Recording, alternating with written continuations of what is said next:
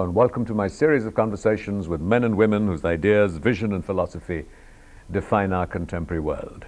I've often used this lead-in, but it's very rarely that I've had a philosopher of the stature and reputation of my guest tonight. He's written extensively on various issues of Indian international philosophy. He's chairman, the founding chairman of the Indian Council for Philosophical Research. He's chairperson of the Center for the Studies of Civilization.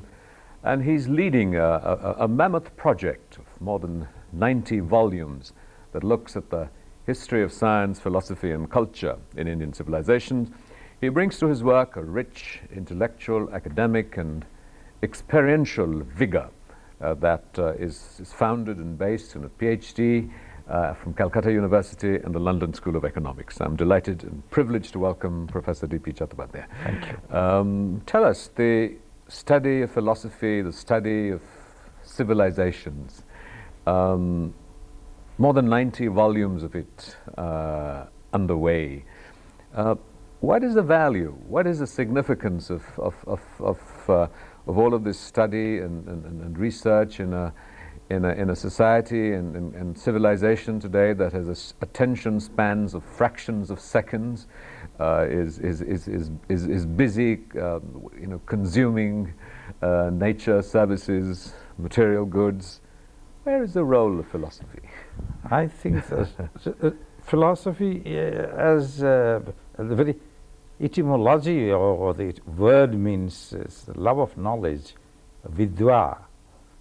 Even your video, this word darshan is Latin word. Video, vidya, or in Greek, audio. They are Indo-European root words. It's just seeing, but a little. Most of us are interested in seeing.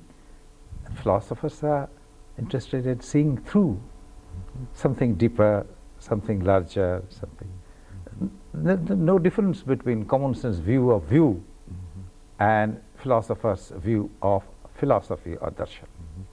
Would you say that the external environment in which philosophers live and work and communicate, and you're also a student of civilizations, has in significant ways changed or altered from our sort of more romantic notions of philosophers? You see, I can't deny that philosophy is viewed that way. That is, it is romantic. It takes a very otherworldly, distant view of the things, very abstract way of looking at things. But as you find that many of these great minds of our time, not only elsewhere but even in India, I mean, people like say Nehru or Mahatma Gandhi, they were deep in politics, but they had their what we call Jivan Darshan, philosophy of life, and it is not a howler expression there. They believed and see the discovery of India of Nehru. He himself was not a believer in God, but you see that how much value he has attached to the philosophical legacy. He refers even to Vedanta, and in the same breath he speaks of the history of Indian mathematics.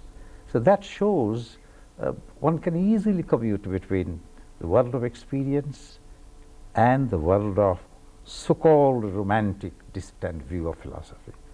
I also meant in the sense of the role of a professional philosopher, as opposed to someone like Nehru and Gandhi you mentioned, or even lesser human beings, us common folk. I mean, we have an implicit philosophy of life, not necessarily articulated in the grandiose and the profound, and it can even be a philosophy that is very anti-philosophical ideas and doctrines. It's very material philosophy, but it becomes a philosophy.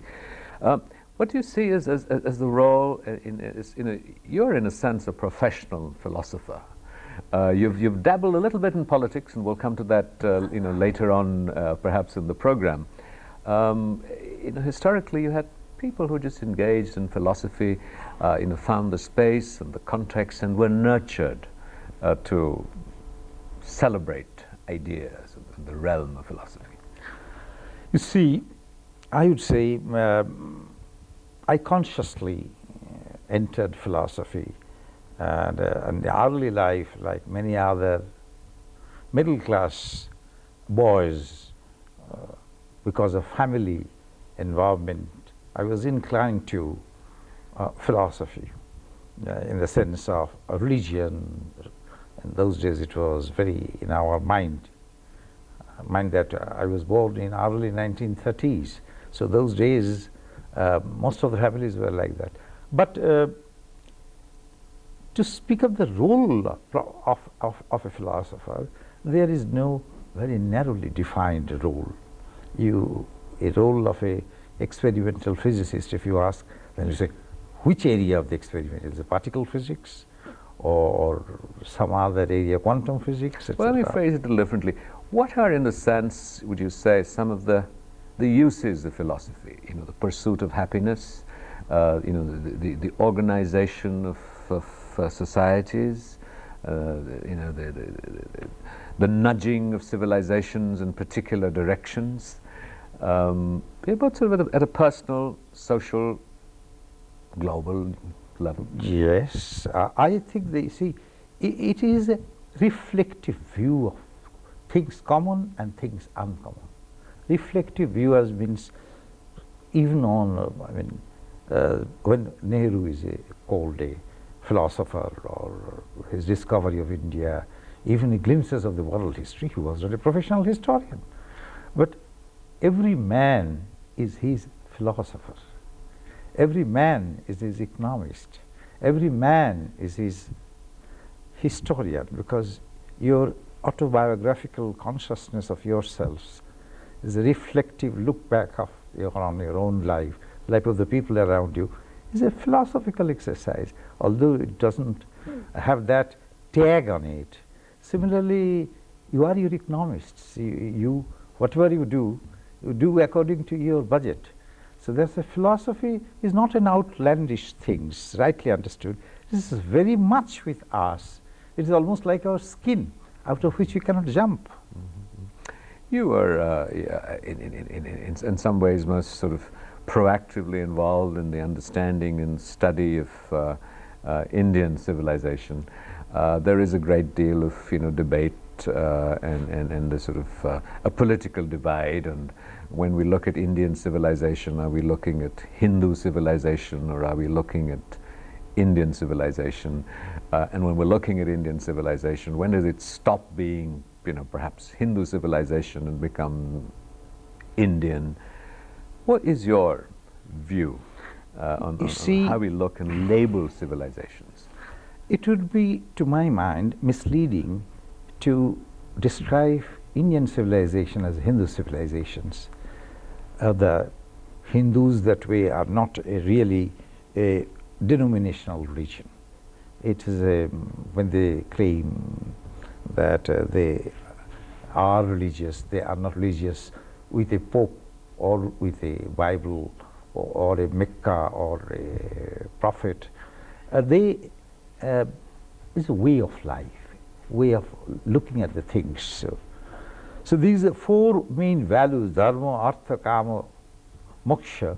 These are the same. But how many of us consciously understand the meaning? And we don't need it either. But pursuit of economic gains, pursuit of happiness, pursuit of what is called kama, or sense satisfactions, without which Freud told us you will have discontent of civilization. Mm-hmm. A civilization may be neurotic if it doesn't have its sense requirements satisfied adequately. So that's why I take Indian civilization as not only purely Hindu, not exclusively. It's substantially enriched by the Muslims, by Christians, and mind that Jews came here before the Christian era here. So in our volumes, we are bringing some of these things, that how much we owe to others what we are, and we're calling our civilizations It is our in a very pan-Asian, if not pan-global sense. You're watching a conversation with the iconic philosopher, Professor D.P. Chattopadhyaya. We'll be right back after a short break. Don't go away. Welcome back to a continuing conversation with the philosopher, historian, writer, D.P. Chattopadhyaya. We were talking about the commonalities, the common strands in civilizations. But surely there must be some element, some aspect, usually for non-philosophers of the sort of mundane material world such as myself, when you think of civilizations, in different civilizations, you usually think of, unfortunate but true, you think of the physiognomy of the people, you think of the landscape, you think of their dress and their food and, sort of the more superficial elements. But if you were to try, and I know I'm pushing this, but if you were to try and identify some aspects that are uniquely, or there is a greater emphasis in Indian civilization, because we have this great sense of pride, sort of Indian civilization is a civilization that has survived, even as it has evolved, for thousands of years, unlike other civilizations which have been threatened and what have you. How true is this assumption? And B, what are the elements that have survived? See, to my mind, it is the geographical positioning of this country. We call it country, but actually in terms of complexity, variety and richness, it is a continent. You have more than 400 major languages together with the dialects pointed out by Grierson. So people came here mostly. Not that people went out from these countries. So therefore, you will find this acceptance of other views, whether it is political, other views, whether it is religious, other ways of worshipping. All these things, this acceptability, tolerance is another term which he says, is markedly present in India. And India, because of the benign nature, the numerous very hospitable river systems, well, it was a standing invitation to the nomadic people of the Central Asia. Even of the West Asia, they are relatively dry, except from, for example, Euphrates-Tigris area or Nile Valley area. People used to come to this area, irrespective of the age, religion, pre-Christian, Jewish arrival, pre-Islamic, this arrival of the Syrians or Mongolians here. So this acceptance of other views, a recognition of other views, and it sustained honest exercise to live with them without quarreling with them. Sustain, not that there was no war, but the attempt to live with those views, learning from I think this is the whole mark of this civilization. There is this aspect that you're talking about of the celebration, in a sense, of diversity, of variety that comes in and embraces India. Yet it is an India that is constantly seeking, to affirm identity, and it's sort of, there's so many levels of identity, national, class, religion, faith, but yet is there a sense of the Indian identity? We now talk about the new confidence in the Indian identity with the success of economic growth and development. India is taking its place on the world stage, and the Indians are da. What is this Indian? Just residents of this geographical space who celebrate diversity? You see, this is one aspect, certainly. This is subsoil of Indian civilizations. Subsoil. But the soil on which in 20th and 21st century we are standing on, it is much more than that. Now, in isolation, you cannot think of India. You can think, but that will be abstract thinking. India in a relation, primarily with Asian countries. then because of the technology, fast travel, and this large number of people coming and going, so Indian identity, whether it is ethnic, in terms of food habit, ways of industries, and other economic activities, it has a global dimension. So identity is many layered. It is material identity, it is cultural identity, one might say even spiritual identity. So therefore, I would say that India had a multi-layered identity of it, and with the passage of time, you will find even that identity undergoes significant changes. You're watching a conversation with the philosopher, Professor D.P. Chattopadhyaya. We'll be right back after a short break. Don't go away. Welcome back to continuing conversation with Professor D.P. Chattopadhyaya, the philosopher, writer, historian. Professor Chattopadhyaya, we were talking about civilizations and civilizational identity, and in some ways implicitly civilizational vanity. In modern jargon, it's sort of, it's already some years old, but when you throw up civilization, you immediately think Huntington, class of civilization, civilizations at war and conflict and turbulence. Is there an inherent clash, an inherent conflict in civilizations because they represent diverse worldviews, and perhaps our civilization is different, and this is the vanity of civilization because we celebrate diversity and others don't? I can't say that. Rajiv, I will tell you, if you look into some of our volumes, already we have brought out some volumes on 2000 years of India and China, and written by Tanchung, son of the Tanchung who was brought by Tagore at Shantiniketan, and the other person is Geng Yanxing, the head of the Indic studies in the Beijing University. And you see there more than 2,000 monks and scholars came to India between 300 BC to 1400 AD. And similarly, more than 300 Indian scholars, by name they are there, you will see. It was released by K.R. Narayan, our friend. We have a volume of Southeast Asia and India. But do you think that it was at that time, geographical distance that perhaps helped civilizations preserve themselves and not feel unduly threatened by each other? It wasn't till the war started and people began to expand geographical, political boundaries, that physically civilizations came in contact with each other, and there was conflict.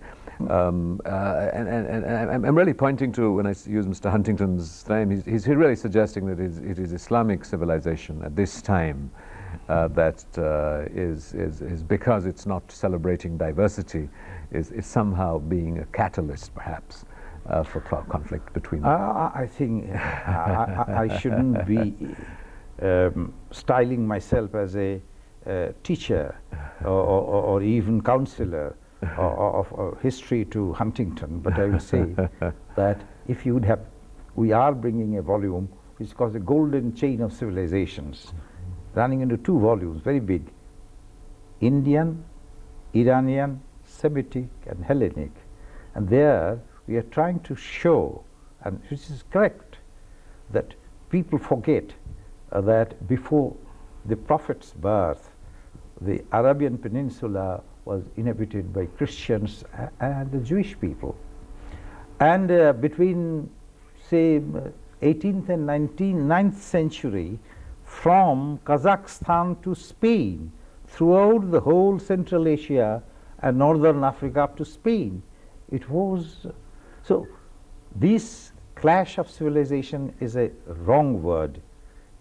Clash is between civilizing responsibility arrogantly assumed by some people, regardless of the great civilizations of the other concerned people, and bypassing the hard economic issues. Middle East, the Islamic countries which are really meant is only wealth and resources, the non-renewable oil, and how they are being exploited technologically, financially, transport-wise. Will find in 100 years the whole of the Middle East, if the things going on now not reversed, will be difficult. And the more educated the younger generation coming up in this area, they anticipate it and they have reason to be alarmed. They are not necessarily anti-West, anti-Occidentalist, no. You have a number of times in our conversation today, talked about the pursuit of happiness. Has philosophy, your personal pursuit of philosophy, brought you happiness? I have no doubt to tell you, yes, and a loud and very emphatic yes, because I can see things in their relation, India in relation with Asia, Asia in relations with Europe, and Europe in relations with Africa, how Goths traveled through Iberian Peninsula, not only to Morocco, but up to Tunisia and Libya. People have forgotten. But what about the inner core of you? What about, if I may sort of shed the professor and the doctor and say, D.P. Chattopadhyaya, the individual, the human being, not sort of this reaching out into civilizational and the expanse of it, but your everyday life. You're running these institutions. You must have to cope with bureaucracy, with administration, with in the conversation before the program you talked about health. It's sort of these everyday issues. Has philosophy helped you cope with them better? Philosophy is a sort of outlook. Better I call it in-look. In-look. We are too much influenced by outlook, looking out and what we see out. But it has to be balanced by what ingoings of your mind. I think that philosophy has helped me to see others. By others I mean not only my neighbors, but other countries, their past and presents. And I find time and again minds of literature, minds of artists, minds of spiritual leaders have come and told us in the voice of sanity how to live in peace, how to prosperity in peace, and peace is more paying than belligerency or conflict of civilizations. You talked about in-look. When you practice in-look, who do you see? What do you see? You'd mentioned to me earlier that you were an agnostic. Did you see this sort of biochemical process that one day just sort of merges with other matter without consciousness? What do you see when you look at with this in-look? Who is D.P. Chattopadhyaya? What is there? See, D.P. Chattopadhyaya, like all proper names, non-connotative. Up to class 5, my name is Omeyo Chattopadhyaya.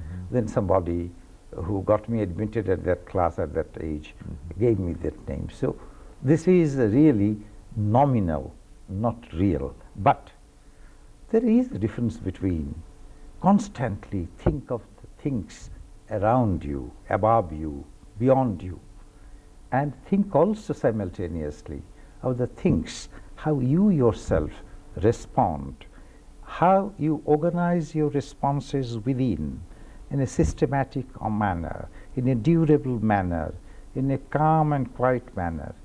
Coming of the mind is like what we call purification of the water, segregating the dirt in the water from its purity. Professor Chattopadhyaya, thank you very much. This has been a wonderful lesson in philosophy. Thank you.